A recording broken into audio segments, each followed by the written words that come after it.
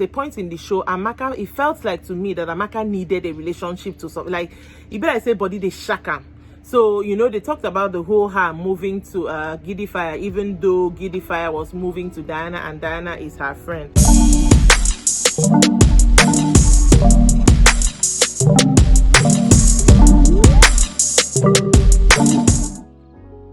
Hello, welcome to Rants of a Naija Chic. So the reunion for the Big Brother Naija Level Up season has started. With reunions, especially with Big Brother, it's usually like a 2-week, almost I think a 3-week affair, and there's always a whole lot of past. So we're going to be talking about it. We're just going to be talking about the gisty part of it, not everything, because honestly, it's been almost a year now that show ended. So I'm not even sure most people remember, you know, all the backstory that might have happened. I can't even remember what I ate last night, so we'll just talk about the bullet points of the gist. Last night was actually the episode 2, but the first episode that aired, they just showed them on their trip to South Africa that they went on immediately after the show ended. All the housemates went on, so episode 2 is actually when they sat down to start talking. First of all, Daniela, Dotun and Khalid. You know, Daniela was with Khalid, and when Khalid left, my girl moved to Dotun, you know. So, you know, that whole scenario, Ebuka asked them what's up with that. When they now finally met, was it awkward? And Daniela was like, it wasn't awkward. Khalid was like, it wasn't awkward. And I was like, if people are not telling the truth, it was definitely awkward. And then Dotun now said that it was, to be honest, that it was awkward at first, but that when he came out of the house, he had spoken to Khalid as per man to man, so you know they were cool. It wasn't anything that deep, which is what it's supposed to be, because how many days were you people living in the house? It's not like you fell in love and you cannot live without each other. So I'm glad they didn't really have much of a problem with that. So the SA trip that they said allegedly that Chichi fell out with a lot of housemates, when she was questioned about that, she was like, she doesn't know if it's a lot. Eventually it led to, you know, Chomzy being asked about it, and when they were like, okay, would you call Chichi your friend? And she did not say anything. So maybe there's more to that story. Maybe we'll hear more about that story as the reunion progresses. When Ebuka questioned Fina about the trip to South Africa, first of all, the way Fina's face is looking is like she did not come here to play. She doesn't even want to people's problems. She just wants to enjoy her money. Like, her face was not, she was not even open. And then she was like, she didn't have fun in Ace. First of all, the weather was too cold for her. I'm thinking, which month did they go to South Africa that the weather was cold? But then again, maybe she's not used to it. And then Ebuka asked her about Groovy. Obviously, they are no longer a thing right now, but back then they were. So she wasn't really trying to, you know, get into the fact that, oh, we really did have fun in South Africa. So, you know, she was just glossing over it. And then Ebuka was like, what? And she's like, that's it. Ebuka's like, that's it. Like, she's done. I'm like, okay, all right. Definitely that story will come out more if she wants to talk about it, because I feel like the angle she's coming at, she doesn't really want to give Groovy that relevance. That's the angle I feel like she's going to take, but we'll see. Next up was Adekunle and the fact that everybody feels that a particular newsletter he sent after the SA trip was sobbing a whole lot of people, especially Sheiks and Eluswag. So Eluswag said, he mentioned something about it's not about going live.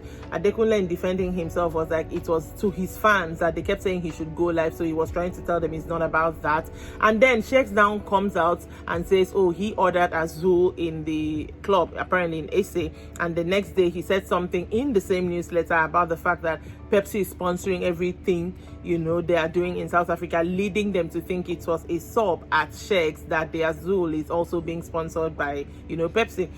But they had a little bit of a conversation around this. Bella even had to choke mouth and defend her man. So it's like, who ordered Azul? Who ordered Azul? I'm like, I understand that this is a reality show and they have to talk. But I was thinking, like, in my personal life, you people are actually going to sit on national TV and, you know, make a fuss about the fact that somebody had a problem with... do you understand? Like, the whole Azul thing was, I'm like, get it over with. And I could see from Sheiks, you know, demeanor, he didn't really want to make a big deal about it. Even when he was saying it, he was like, we ordered on a low-key. It wasn't anything big. He just wanted Azul. So, you know, Adekunle Shah said, in hindsight, he can see why everybody thought he was subbing a lot of people, but that was not the intent at all. That if he wants to sub them, he'll sub them with his full chest. I'm like, okay, fine. The only person who asked him, I think, was Chichi. So Ebuka was like, all of you 28 housemates, why everybody felt kind of like subbed? Why didn't anybody ask? Which is always the problem with these things. People sit down and assume someone was thinking about you, and then the person wasn't thinking about you, and you know. But anyways, I'm sure more from this angle with Adekunle will come out later. Fam Savvy is still in his feelings that Eloswag, who he thought was his friend, put him up in I think their first week of in the house. He's still very much in his feelings, even though Eloswag has apologized, gave his reasoning. Apparently, even Eloswag's mom called Fam Savvy to apologize. He's still in his feelings. He feels that even though he has forgiven him, they cannot be friends. It's like, if they give this guy food, if it's poison me, that kind of situation, and he doesn't trust the guy anymore. I just think he wanted airtime. He wanted them to talk about him. It's over a year. The guy apologized, the mom apologized. Get over it. He shouldn't even bring it up at the reunion. I feel he just wants airtime. Maybe he doesn't really have a storyline, so he wants airtime. So right off the bat, Doyin apologized to Saif. Again, Saif, if I don't get your name right, I beg. They say we one big brother, I beg, I know you big brother. So apologized for talking down on his looks after he had left. So she talked down on his looks to Deji, who was a fake housemate, I believe. But she said she liked Saif when they saw, as at the time, she liked him the first time she saw him, because he portrayed a lot of confidence, and that's something she would usually be drawn to. But I like the fact that she apologized off the bat, made to talk the matter, let it not even be, long. I like the fact that she apologized. And of course, that's the first apology for the reunion. Hopefully there'll be others, or not. Brian also talked about the fact that, of course, Diana's age wasn't a problem to him. We saw in the show that he kind of was like looking like he would move to Diana. It wasn't a problem to him. I mean, that look at the girl, she's a fine woman and stuff like that. So Ebuka was like, so you didn't know that your guy Giddy Fire was also gunning for the same girl? There were a lot of triangles in this season, but I'm sure more will come up later. He was like, he didn't know. Then Ebuka turns to Amaka, who was the one who was moving to Giddy Fire. I remember Amaka very well. At a point in the show, Amaka, it felt like to me that Amaka needed a relationship to something. Like, you better say body they shaka. So, they talked about the whole her moving to Giddy Fire, even though Giddy Fire was moving to Diana, and Diana is her friend. According to Amaka, Diana had told her that nothing is going on between her and Giddy Fire. That's why she felt confident enough to move. In defending herself, Diana was like, when you came to ask me about Giddy Fire, you also asked me about Elo, you asked me about Groovy, you asked me about Deji, apparently you asked about plenty guys. So maybe she didn't really think that you were really serious about any of them.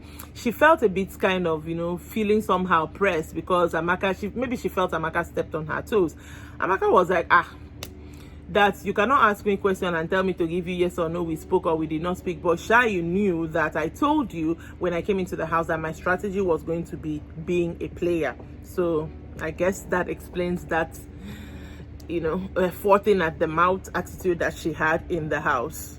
And that is it for episode 2 of the reunion. I'm very, very sure as it goes on that there's going to be a whole lot of basketballs.